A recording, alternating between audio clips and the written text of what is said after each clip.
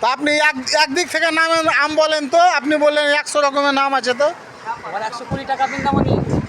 120 টাকা বৃন্দাবনী, পইলি হয় 70 টাকা কিলো, 70 পইলি। 75 টাকা কিলো।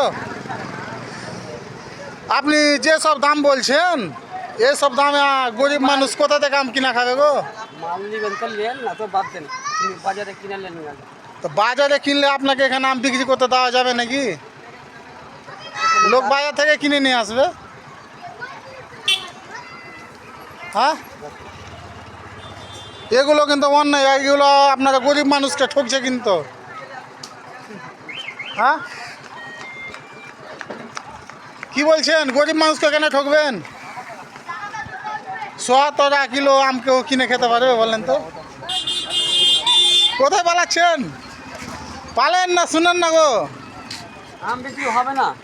কেন হবে না আম বিক্রি? আপনি আম বিক্রি করছেন, দাম বিক্রি কেন করবেন না? 120 টাকা রেট লাগবে। কেন 120 টাকা রেট লাগবে? তোমার পয়সা দিলেন না তা বাদ দেন। না, এটা কোনো কথা হচ্ছে আপনার নাকি? আমার জিনিস আছে, আমি বিক্রি করবো। না না, বিক্রি করতে এখান থেকে আম হটান আপনি, তাহলে এখান থেকে হটান তো। এখান থেকে আপনি আমটা হটান তো, হটান হটান। কি বলছি আপনাকে আমি? আপনি এখান থেকে আমটা হটান, আপনার কাছে আম লওয়া যাবে না, হটান এখান থেকে। আপনি গরিব মানুষকে কেন ই করতেছেন? ওপরে কি দেখছেন? ওপরে কিছু দেখেন না। কি বলছি শুনতে পাচ্ছেন না? ও ভয় আপনার টুটি শুকিয়ে যাচ্ছে, তাই জল খাচ্ছেন নাকি? এতটা ভয় করলে হবে? হ্যাঁ,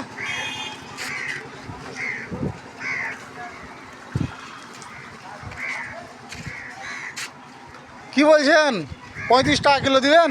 হবে না গো, হ্যাঁ, হবে না। 120 টাকা রেট লাগবে। 120 টাকা দেন তো, আপনি ভ্যান টান হটান এখান থেকে। গরিব মানুষ 120 টাকা খেতে পারবে না। আমি দেখেন, আমি কেউরি জায়গায়, আমি কেউরি বাবার জায়গায় বিক্রি করি না। এটা আপনার বাবা জায়গা নাকি? এটা আপনার বাবা জায়গা?